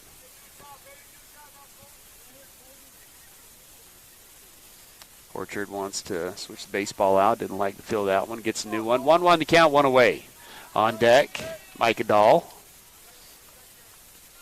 Hafen once again stepping in on the left-hand side of the box. Orchard takes a peek, now comes set. Delivers. Fastball up above the belt for ball 2. 2-1 now the count. Ty, they're always changing rules in high school baseball, so I'm not sure where this one's landed this year, but the way this pitcher is standing was against the rules last year as far as the windup is concerned. Windup versus the stretch. And when he's receiving the ball, getting the signal, he's kind of half windup, half stretch. And they did make an emphasis in high school baseball a couple years ago not to allow that. But maybe someone's complained enough that they've shifted that here. But it is a little thing to watch and note here for Wasatch and Provo. Swing and a miss for strike 2. Moves count to 2-2 with one away. Can you explain to us why that's a big deal? Like, why do they allow the open stretch versus the closed stretch and those types of things? Ty, it just leads to a little bit of manipulation in the pickoff move over at first base, and hard for runners to get a proper lead, to make the right read. I, as a pitching coach, always wanted to fight against it because you get an advantage as a pitcher when you come set with that half angle over there. You've just got a much more clean look over where the runner is. And they're not quite sure. See, right you just saw it there, Ty. Came off to play right now. And that one's going to be a pickoff at first base, and Wasatch now has 2 away after Mahoney gets picked off at first. So that may be, as a coach, where I'd go out and start having a conversation with the umpires right now about that very concept, Tyler, of I think he's standing improperly according to the rule book, and it leads to a pickoff in that scenario. It seemed like whenever we went to the rule, and they have a rules clinic every year, that was the main focus, and it changed every year. It did, which is why I can't say with confidence right now that it's even against the rules at this point. I'm going to have to look it up. Hafen goes down swinging once again. Back-to-back strikeouts for him today, and Wasatch once again goes down in order. No runs on 1 hit, no errors, nobody left on base.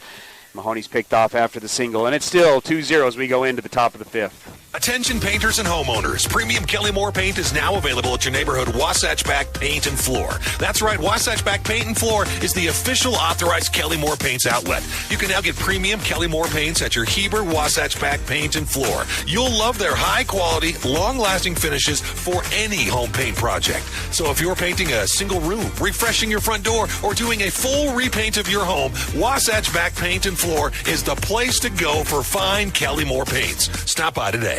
Well, folks, spring is near, but have no fear. Country Gardens and Nursery is here for your everyday garden supplies, decor, and more. From our personal gardener to our new bulk yard, where we offer large variety of soil, mulches, and decorative rock. Come see what we have in store. Country Gardens and Nursery, 1401 South, US 189. We'll see you soon and hope to put you in bloom. And now, back to the action. Wasatch High School Sports on 94.5 The Peak.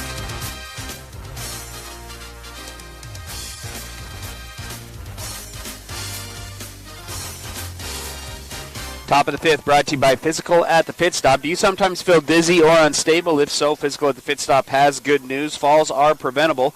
Give them a call at 435-654-5607 for a free fall risk assessment. Let's see how you can improve your balance and regain your freedom. Wasatch trails 2-0. I want to remind you, after the top of the 5th, we'll have our Guild Mortgage 5th inning stretch. Wasatch coming into the game 1-1 after a loss to Ridgeline in Game 1 yesterday, but got the win over Cedar City in Game 2. Currently trail 2-0 here in Game 3. They'll be back down here in St. George next weekend for the Desert Hills tournament. We'll have all your action here on the Peak in that one as well. Yeah, today's been a little nicer, Tyler, than yesterday was as far as the weather in the game. Blake Sweat has looked phenomenal for Wasatch on the mound so far. 8 strikeouts in only 4 innings. Obviously, you start doing the math, Tyler. One of the stats that you love to look at as a pitcher is Ks per 7 innings. Blake's got a whopping 14 Ks per 7 inning average going for him right now, which would certainly put him at the top of the list in the state if that continued throughout the course of the season. How about a broken bat, Ty? Metal broken bat. That one swinging and it fouled off the top, and I think it actually busted off the cap of that bat. Should be a rule as a pitcher. If you break a bat, you got to keep it, right? Like you surrender it to the pitcher's graveyard. What did you think of Mariano Rivera getting the rocking chair out of the bats that he had broken? I thought that was one of the best retirement gifts I've seen in baseball, Tyler. That one was really good. Blake Sweat working out of the windup. 0-1 the count here to the number 2 hitter in the lineup, Iyer. Struck out his first at bat, grounded out to Bridger Shaw in his second at bat to end what was the second inning. The 0-2 swung on, and this one's roped at Coach Moore down the third base side. Moore able to get out of the way, but it is a foul ball, and we'll keep it at 0-2. Yeah, he got a beat on that one, Tyler. Coach Moore did, but made a business decision to not barehand that thing as it came by. Here's one I'm going to pose at you, Ty. Players that have hit for Wasatch, players for Wasatch, where if you were the third base coach, you were a little nervous to have them up in the box. Think about that for a second. You move back. Oh, yeah, I got a few that come to mind immediately. 0-2. This one's fouled off again. Good at bat here from Iyer, battling a couple of 0-2 pitches. So in recent memory, Peyton Swap, you're going to take a step back on. A little bit before him, Nick Greenhot, dead red pole hitter, and just could hit missiles over there. Nice spot there, right at the knees. Doesn't get the strike 3 call. That'll move the count to 1-2. Work all winter for that call. That was a good pitch, received well from behind the dish by Hafen. Oh, you want to see the umpire reward that. That is a great pitch from Sweat. 1-2, goes back to the fastball. This one's elevated to the right side. And I get biased here with the pitchers, Tyler, but that's one I want to see rewarded, because he hit the spot perfectly. I mean, Hafen was not moving the glove. That was exactly where they lined up. And after you're throwing a gem the way he is, reward that pitch and ring him up. Working on an 8-strikeout game through 4 innings. The 0-2 goes to the off speed. Iyer does a good job of laying off that one. Keeps the count, or moves the count to 1-2. You haven't said my number 1 on the list though yet, Ty. I'm sorry. I didn't want to get lost in the conversation as Sweat's getting ready to ring up another one, hopefully here. 1-2, another foul ball. Iyer continuing to battle there in the box. The biggest one that came to my mind is Zach Larson. Ty, okay. That's going way back in the way back machine over there. But what about you? Tag Baxter. Well, he came to my mind. But I'll tell you, Tag was a little more of a pure hitter, Tyler, where he could hit it to all parts of the field. But Tag would get you. The most terrifying one is Noah Turley. Yeah, Tyler, Noah Turley. Yeah. His exit velocity was about 5 to 6 miles per hour faster than anyone at Wasatch. This is played here in recent memory, where someone like Peyton Swat was 98 to 101. Noah would be 105, 106, 107. And so that one was one that you certainly would want to take a step back on as well. 2-2 the count. I think this one got the umpire tie. We're going to have a little pause in the action. Again, our pauses are brought to you by Mirror Lake Station. And does that move the count to full, tie, or 2-2 now? It's full yeah. Count now. I think you overlooked that one that I was kind of whining and complaining about. Oh, that's right. That's right. I forgot about that one. That one a strike. That's right. Where the other ball came from. Yeah, that's right. Ty, there's been some heavy hitters here, though, lately when you talk about those lineups. Now, you could flip it to your first base coach. Often first base coaches are kind of not needing to worry about that over there because you're right-hand hitting dominant in high school baseball. But if you were to flip it, who are some of the left-handed hitters that you got to look out for if you're coaching over on first base? Oh, but our left-handed hitters, you talk about pure hitter. I mean, you go Ched and Cole Zimmerman last year. I mean, they were up the middle guys. Finally, get one. Nope, that one's going to go foul as well. That one was elevated, Ty. That one had a chance to leave the park if it had been fair. Nonetheless, just a long foul ball, and we're going to keep it as a full count. Been a great at bat from Iyer. Pushing up that pitch count as well for Sweat. The payoff. Goes back to the curveball and finally misses. This one gets away from Hafen, though. Iyer was mad at himself that he had missed it, and so he paused to run down first base. Hafen able to throw it down to Evans, and Wasatch has one away.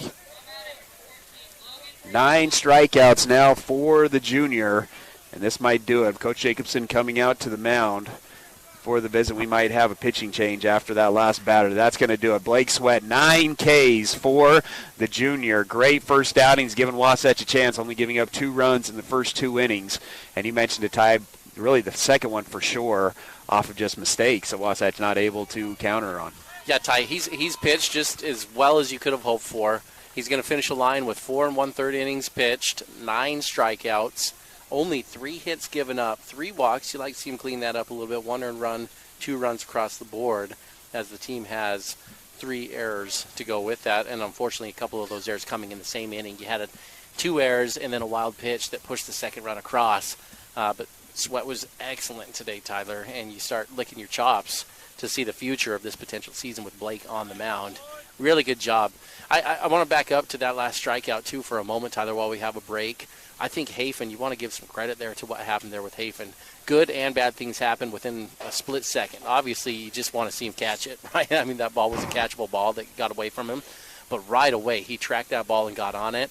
And when he turned, Tyler, there was just some really good things that happened. His footwork, he got the right foot planted as he was putting the throwing hand down to pick up the ball, and turned and just fired a quick little strike there. He didn't have any extra long throwing motion, and fired a strike down, so that wasn't even a close one at first base. And he's throwing that ball about 120 feet away from where he had to release that. But there were so many little details going into what Colton was doing there as far as the footwork. He got circled around it, he planted, squared the shoulders, turned around and fired it.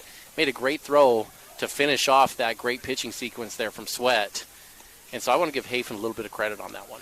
It's going to bring in Colton Bassett. We're going to go ahead and take a break. Pitching change. Wasatch trailing 2-0 here in the top of the fifth. A UCCU home equity line of credit puts your home's equity to work for you. Finish your basement or yard and raise your home's value. Pay off higher interest, help with college or weddings. It's peace of mind knowing that you have a low-rate line of credit ready for whatever, whenever. UCCU will also provide you with a home equity Visa card, giving you instant access to your equity. Learn more or start your application today at uccu.com or stop by any branch. UCCU. Love where you bank. Heber City Point S is locally owned and operated by Larry Rhodes and Brad Hyatt. They offer the best brand tires at low prices with extensive knowledge and experience of repair and services with no-pressure sales. Only what you need. They've been taking care of cars, trucks, and trailers for over 20 years. No appointment needed, conveniently located, free shuttle service, and free Wi-Fi. Take $5 off your next visit when you tell them 94.5 The Peak sent you over. That's Heber City Point S. 5, 4, 3, 2, 1. KTMP, Heber City, and live sports coverage with Ty and Ty. Colton Bassett on the mound. Pitching change, again, brought to you by Mirror Lake Station. We need to let our listeners know that our commercial is a little out of date. Point S Tires is now Big O Tires, but they are still sponsors of Wasatch High School Athletics and 94.5 The Peak, but it is now Big O Tires. That last commercial is a little bit out of date, and we want to give a shout-out to our Big O Tires sponsor. Same great service, too, Same Tyler. great service. It's a different company now that owns it in Big O, but had my car over there recently. It's the same people, same familiar faces. They've just got a different shirt on, and you're going to get the same great service. And I thought we needed to take a minute. They're in the process of working and building a new commercial right now, Tyler. Hopefully we'll have that soon. But when you hear Point S, you might be thinking, I didn't think Point S was around anymore. And you'd be right. They're not. It's now Big O, but it's the same great people. 2-0 the count here to Brinkerhoff, the number 3 hitter. Bassett having a hard time finding the zone so far. 3-0 now the count.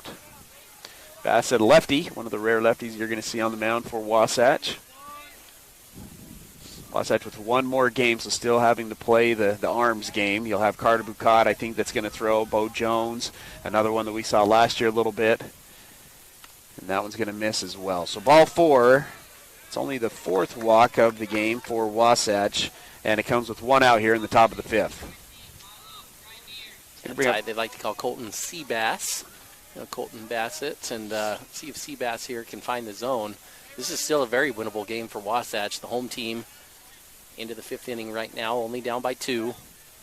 And so this is by no stretch a throwaway move from the coaching staff. You're relying on Colton to be in the zone and keep this thing competitive. Not able to land that one as that one's inside for ball 1. 1-0 now the count. Well, if you're Coach Moore, you've got the take sign on here, on a hard take sign for your hitters, I would imagine, as Colton's not been near the zone. That one bounces again. Good job there from Hafen. Smothers it, makes the count 2-0. Coach Jacobson here in front of us getting some more action going in the bullpen. Bassett back onto the mound. Down 2-0 here to Rainier. Rainier with a couple of walks. Hasn't seen a lot of strikes. Does get a called strike there, making the count 2-1. Might have been a generous called strike there too, Tyler. I think the umpire wants to see the flow of this game continue as well. That ball came across low and finished even lower. Well, the umpire's going to say it got enough of the front part of the plate. Call it good. See if we can get rolling a little bit on that. High leg kick from Bassett. Goes back to the off speed. Can't land it. It's now 3-1. What you're hoping with here with a pitcher like Bassett, Tyler, is you're not going to get any strikeouts here, but you're coming off of your hardest thrower in Sweat, and now you're trying to change up the speeds, and you go from a right arm to a left arm. That's going to change the angle, the way the curveball is coming down. You're inviting the other team to just hit fly balls, but you got to have it over the plate to get to that point. That one misses high. Coach Jacobson quickly out onto the mound after 8 straight back-to-back walks here from Bassett. And it's really, as long as you're throwing strikes, that's really a pretty good move from Coach Jacobson here, Ty, is going to an arm like this, because so much of your at-bats are timing and rhythm, and you've got your 3-4 hitters coming up that have good quick hands, and you maybe can get them a little bit over-aggressive on some of their swings and see if you can't get an overswing pop-up or a rollover ground ball or something like that. But at this point, now you're 2 hitters in. All the guys on deck have had almost 10 pitches here, Tyler, to watch and get timed up, and now you're starting to lose the effectiveness of the timing if you just continue to throw ball after ball because people are getting a better look at the rhythm and at the pitch sequence. Warming up in the bullpen for Wasatch is another lefty, Nick Raniger. Could have a pinch hitter into the game, pinch runner, Tyler, it looks like, for Brinkerhoff over there at second base. So Brinkerhoff's going to come off. I would have to imagine that this will just be a pinch run situation. They don't want to bring Brinkerhoff out of the game. He's played great third base. He's been good in the box as well for the Bulldogs. But they are going to bring on a pinch runner here, Ty, and that's going to be May, who's coming in to run. First and second, 1 out. Bassett on the mound. It's going to bring up Orchard, the pitcher, who singled, had an RBI single in the first inning and walked in his second at bat. Bassett comes set, takes 2 looks at the runner at second base. High leg kick, delivers. Runner's going to go. Hafen's throw down to third base in time. Ball it scoots away from Dahl. I think that was going to be a called out, Ty. The umpire was right on top of it. Instead, it's a double stolen base, and with 1 out and 1 ball to the batter, Provo has 2 guys on in scoring position. It's a gutsy call there from Coach Moore, Tyler, to move the runners when the pitcher's struggling to throw strikes. And I think you're just counting on maybe the defense falling asleep a little bit. It's a slow motion to home and trying to capitalize on that. But I think it gave Hafen and the Wass an opportunity to steal an out there. Throw was just over to the backhand side, Tyler. A little too hard for Dahl to handle. That one's going to be bounced away. Hafen again does a good job of keeping his body in front of it. 2-0 now the count. Wasatch is going to cut the infield off, so all infielders are on the grass. Dahl at third, Bucad at short, Shaw at second, and Evans at first. Bassett working out of the windup, the 2-0. Misses high, that moves down to 3-0. Ty, if you circle back around to the keys to the game we talked about, one of the keys I brought up is you want to be selective on the Provo pitching with Orchard, try to chase your way into the bullpen, and I think you're getting a flip side look at this with Wasatch right now is you just start losing some depth in the bullpen when you get to this point in the tournament, and coaches are having to move a lot of different pieces around. A 3-0 pitch is swung on. It's going to go foul down the third base side, and that moves down to 3-1. And you've just got guys that haven't consistently thrown for you. It's not that these guys can't throw, but I mean Bassett, this is first time on the mound for Wasatch in a varsity game. Well, and again, a couple of years. Didn't play it all last year because coming off of that surgery. So it's been a while since Bassett's been on the mound in a game situation. The 3-1 with 1 away. That one's up, and that'll be walk number 3, and that will load the bases. I think Coach Jacobson's going to go ahead and make the move to Raniger. Again, another lefty. And we'll go ahead and take a break. Wasatch trailing 2-0. Bases loaded for Provo here in the top of the 5th. Hey there, Heber City. Are you tired of dings, dents, and scrapes ruining the beauty of your beloved vehicle? Look no further than Robards Collision, the ultimate destination for all your auto body needs.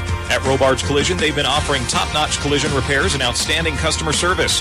Their team of expert technicians is passionate about bringing your car back to its original glory, no matter the size of damage.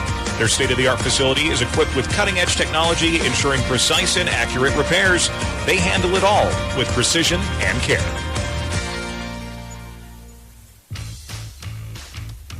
Melissa here again with ARC. Have you heard we are a locally owned and operated company?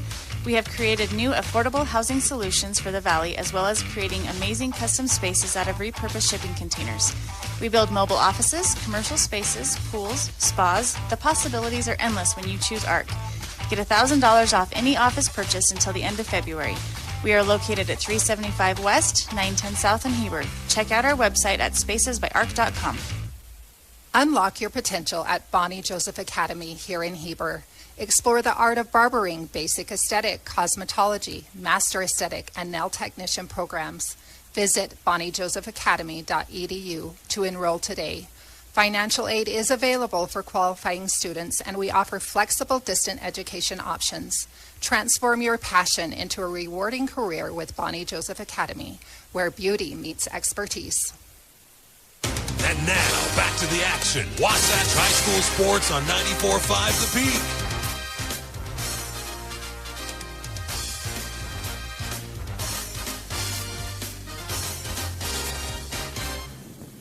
Another pitching change, once again brought to you by Mirror Lake Station, voted best donuts in Utah. Stop on in for gas, groceries, and goodies. Owners David and Kristen Wade invite you to come on in and say hi at Mirror Lake Station. Bases loaded, one out. It's actually going to be Micah Dahl that will be on the mound for Wasatch. Braxton Fowler will come into the game at third base. Blake Sweat will go into right field, and Bassett will go back into left field. And Wasatch was DHing for Bradshaw in right field to start this game. So Bradshaw comes out and Fowler comes on. Fowler actually won't be entering in a hitting spot, Tyler, since he went in for Bradshaw here. And so there won't be any changes within the batting lineup for Wasatch at this point. I'll also be looking at time, Ty. Wasatch is in a time limit ball game that they're playing today, currently at 12:42. I think you're looking at about 15 minutes left, and so maybe two more, maybe this inning and another one, yeah, maybe. They're definitely not going to get 7 at this point, Ty. It'll be 5 or 6 innings in this game. First time we've seen Dahl on the mound. He'll be working out of the windup with the bases loaded. The pitch, that one's going to be low for ball one.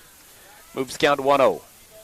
The hitter, Duchair, the shortstop, grounded out to the second baseman and struck out, so 0 for 2 today. Wasatch playing double play depth up the middle. Corners are in. The 1-0 misses low and away again. Moves the count to 2-0. I know I talked earlier at length about the backdoor pick from Hafen that kind of gave up that second run, started the dominoes of that second run, I should say. But this is a great spot for a backdoor pick at first base from a catcher. If you keep your eye over here, and if Hafen and Evans are on the same page, this kid on first base for Provo is getting a little aggressive on his secondary hop.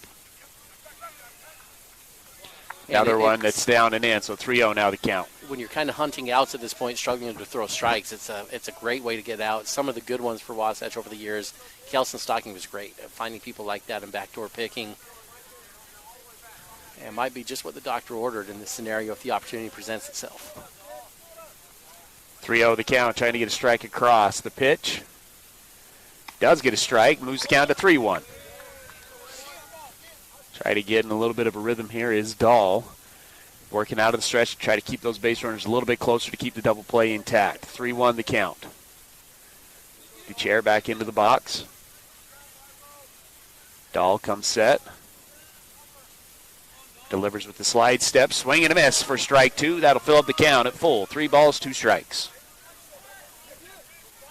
Good battle back here from Dahl, Tyler. Just something you hate to see as a coach is just freebies, giving teams free runs. And at this point, I like what you're seeing from Dahl, just saying, here it is, go hit it, and see if your defense can go chase the ball down for you. The payoff. Misses high and up, another walk. That's 4 straight walks, and that'll bring in the 3rd run of the ball game for Provo. Wasatch now trails 3-0. Bring up Havala, who struck out looking his last at-bat, but did single and score in his first at-bat. Came in today hitting 200. Wasatch will keep the infield playing double play depth with the bases still loaded.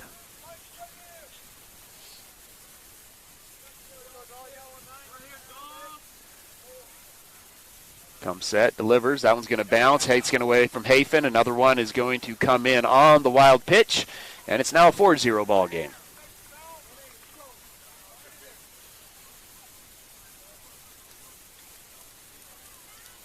Wasatch will bring the infield in now to cut it off without the double play intact. Try to keep the runner at third base. Opens up that 3-4 hole again. Once again, that Alvala hit in that first inning.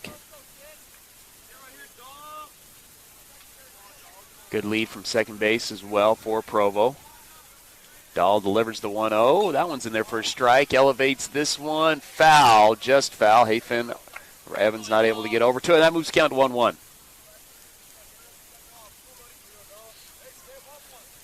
Ty, you asked me yesterday. I'm curious. I want to throw this back over to you. Best ballpark in southern Utah here for high school baseball. You've talked about how Snow Canyon's had to put a lot of quick dry on this field, and they've done a lot to keep this field nice and playable in this tournament. It actually looks like it's in pretty good condition right now. Another strike's going to be fouled off. And I'm 1-2 just to count. curious. I answered mine, but I'm curious where you land. You went Dixie? I think Dixie's my favorite baseball field, yeah.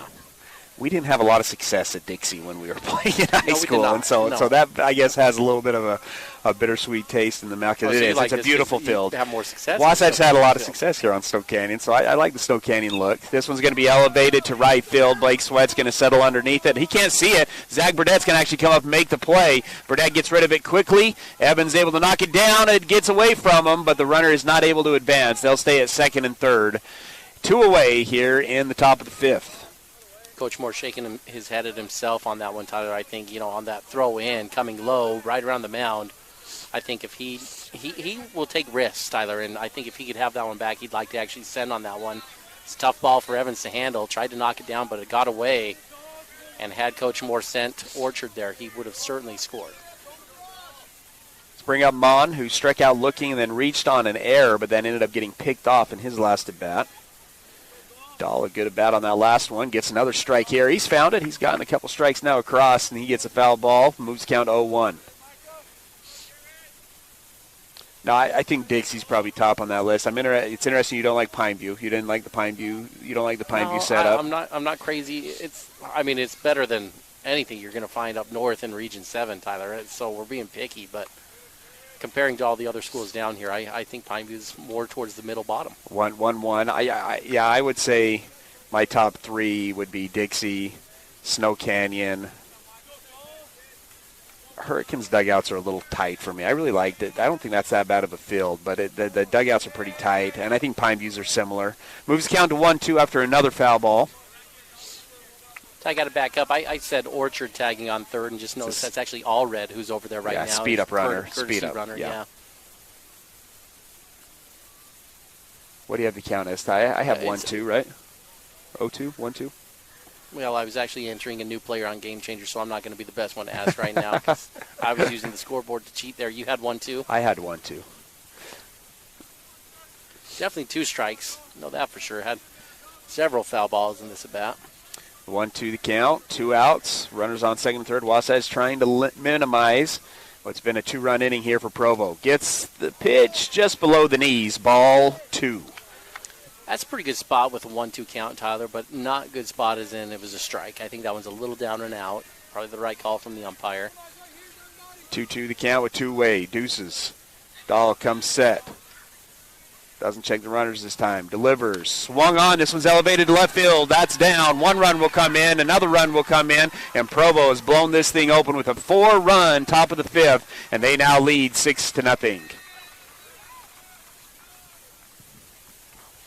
Again, it's good disciplined baseball from Provo, Tyler. The previous pitch was a good spot that's tempting for a hitter to chase after. A 1-2 count, down and away, close to the strike zone, and the hitter doesn't chase after it. And what happens, you move to 2-2, come back, you have a mistake pitch that's a little more up in the zone, and the Bulldogs are able to capitalize on it. And Ty, just how many times have we seen this with this Provo team? You look at the scoreboard, 6 runs on 4 hits. They just find ways to get more runs than hits on the board. If you walk someone against Provo, if you make an error against Provo, they're going to more often than not find a way to manufacture those runs in. Now, Wasatch has a big deficit they've got to climb out of in the bottom of the fifth, and Ty, that will be Wasatch's last chance at it. I think this is going to be our last inning because of time limits, so the Wasps are going to have to get a lot of runs on the board here in the bottom of the fifth. And I'm even getting a little ahead of myself here. You got to get out of this top of the fifth inning here before you can even start thinking about putting some runs on the board. Going to have a pinch hitter here for the number 9 spot, Scott. It's going to be didn't see what the number was, taking a look at my notes, number 26. That's Mon, Tyler. Mon's coming into the game. Davis Mon, a junior. Runner on first after the 2 RBI single at the hand of another Mon. This one's going to be swung on. First pitch. Bassett goes up, can't come up with the play. He'll field it on the 1-hop. Well, Mon was as cold as you can get. Ty didn't have batting gloves on, nothing. He comes in, sees one pitch, and laces it to the left field side. Yeah, he maybe wanted a part of your question earlier about who do you back up on third base as the third base coach when someone comes up. That's a ripped ball down the third base line that'll make you think twice as a coach. Have another pinch runner coming into the game. This will be number 3 for Provo High School, Trey Jarvis, a senior. Score stands at 6-0 after the 4-run top of the fifth so far. It'll bring us up to the top of the order. Fuller, the left fielder, has 2 strikeouts and reached on an error, but did have an RBI on that error back in the second inning. Has a duck on the pond at second base. Dahl takes a peek at second base, takes a second peek. Now will deliver. That one's up in the zone for ball 1. You saw a lot of shaking there from Dahl on that pitch sequence. He and Hafen not on the same page on what they wanted to put down. And I think what happens often in games like this is some of your young pitchers, you get a couple hits go against you and you abandon the fastball. And I think if you're Dahl, you got to keep throwing strikes.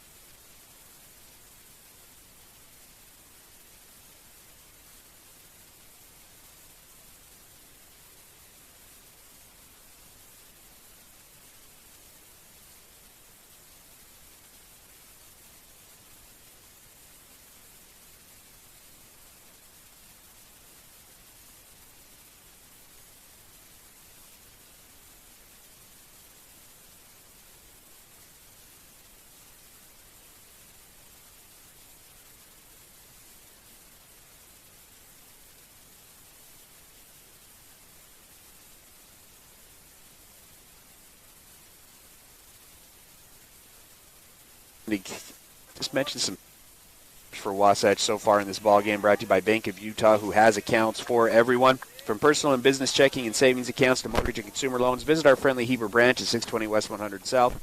And together we'll build relationships that last. Bank of Utah is an equal housing lender, member FDIC. Ty, I'm going to go offense and defense on you here. Grant Mahoney's got to be the one offensively that you talk about. Mahoney has 2 at-bats and 2 hits on the day, and it's bringing his season batting average up, Tyler, above 500 on the season, having a spectacular start to the year. Evans is going to go down looking there too, Tyler. But you cannot ignore what Blake Sweat did on the mound today for Wasatch. 4 1/3 inning, 9 strikeouts for Sweat, and only 3 hits given up. He had a great day on the mound.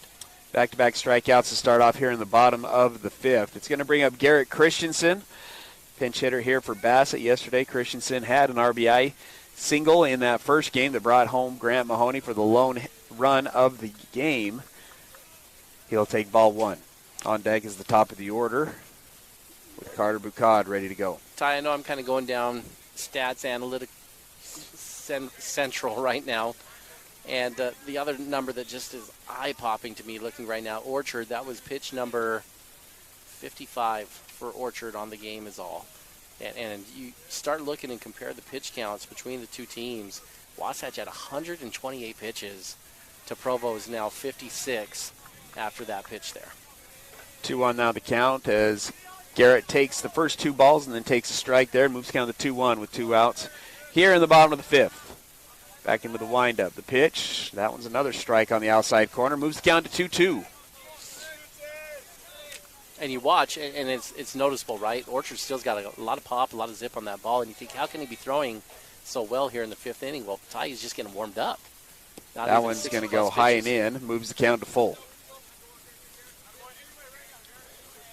3-2 the count here to Christensen. And again, Ty, it's just the Provo M.O. You know, a couple of years ago it was Lance's son who just mowed Wasatch through a complete game. I believe was under 80 pitches. I believe the pitcher's name was Mason a couple of years ago, a good right-hander with a hard slider. He was excellent. Very good pitcher. Now you have Orchard here, a good fastball with the slider, and he has a 5th inning where he's able to strike out the side as Christensen goes down swinging. No runs, no hits, no errors, and nobody left on base. We thought that might be it. And that is going to be it. So Wasatch is going to fall as the time limit runs up 6-0. We'll go ahead and take a break. We'll have your Timberline Ace Hardware postgame show coming up. Chad here from Mountain West Trailers. Celebrating 20 years in business, we know you value strength and reliability. Whether it's for work or play, our dump and equipment trailers are built to last. Enclosed cargo trailers for business and fun, or open utility trailers for everything in between. With expert sales, parts, and service, we've got you covered. Mountain West Trailers is always right behind you. Visit us at mountainwesttrailer.com or stop by at 1470 South Highway 40 here in Heber. Are you ready for lunch? Well, the Dairy King, home of the train, is serving the best foods with friends and family in the Valley and have been the winner of Best of State for 19 years. They've recently been named the official Best of Utah for their milkshakes. You've got to try their delicious train burger with an Oreo shake. They also have those yummy salads that just hit the spot, or you can try a turkey breast sandwich that tickles the taste buds. They've proudly been serving the Heber Valley for 75 years.